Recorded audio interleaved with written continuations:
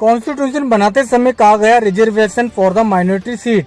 Article 16(4) में यही नहीं कहा गया, 50% आरक्षण कहा गया। लिखने वाले तो बहुत विद्वान थे। विजय मानकर ने कहा सुप्रीम कोर्ट में इंदिरा स्वानी का केस हुआ, अभी मराठा आरक्षण का भी केस हुआ और नागराज का भी केस हुआ, विजय मानकर ने बताया। आगे चलकर विजय मानकर ने कहा कॉन्स्टिट्यूशन में 50% से ज्यादा का प्रोविजन नहीं है। ओबीसी की आबादी 50% से ज्यादा है, SC ST की 25% से ज्यादा है।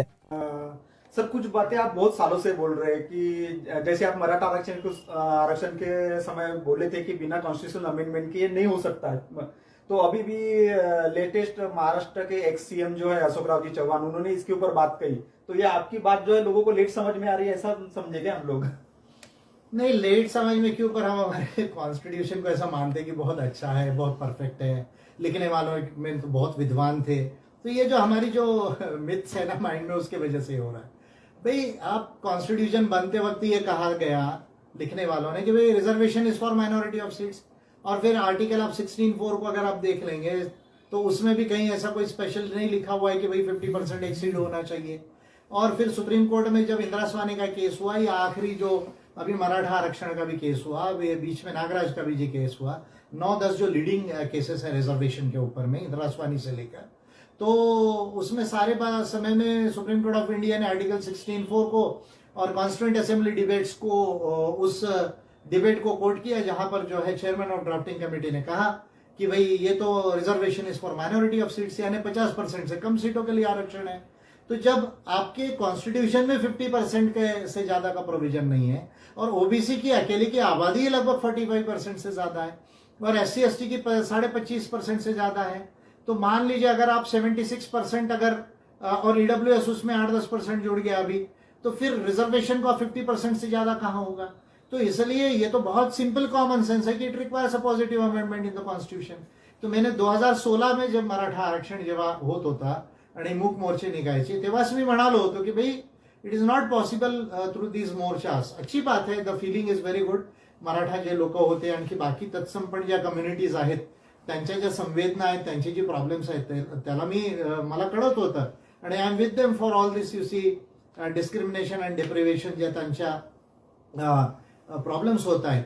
पण जोपर्यंत संविधान अमेंड होत नाही तोपर्यंत हे संभव नाही, आणि संविधान अमेंडमेंट व्हायला पाहिजे, आणि 50%चा जो सीलिंग आहे तो त्याला समोर न्यायला पाहिजे। या बोलणारा मी पहिला नेताच नव्हे, मी 2 बिल्स बनवून दिलेत ह्याकरता संसदेला, आणि त्याच्यामध्ये प्रोव्हिजन ऑलरेडी केलेलं आहे मी, आणि I am the first leader to do this in India. जसं इलेक्ट्रोल सिस्टमवर, ह्युमन राईट्सवर, आदिवासींच्या इंडिजिनस राईट्सवर हे जे हिस्टॉरिकल बिल्स मी बनवले, I am the first leader of India since 1949 who ever thought about all this things, and I have also presented the bills to the parliament.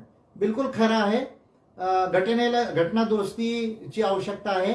50% पेक्षा जास्त आरक्षण आणण्याचा प्रोव्हिजन कॉन्स्टिट्यूशन मध्ये करणं आवश्यक आहे, आणि ओबीसीला आणि मराठासारख्या तत्सम कम्युनिटीजला रिझर्वेशन इन प्रमोशन 16(4) मध्ये SC ST बरोबर ते सुद्धा ऍड करण्याची आवश्यकता आहे।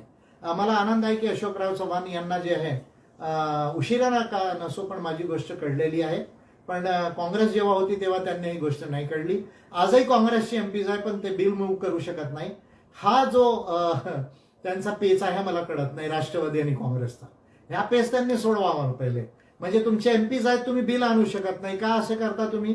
म्हणजे तुमचे एवढे एमपीज तुमचे संसदेमध्ये आहेत एनसीपी आणि काँग्रेसचे, आणि तुम्ही एक साधा बिल नाही आणू शकत? राहुल गांधी एवढे घोषणाबाजी करत फिरतात, तुम्ही एक बिल का नाही आणू शकत?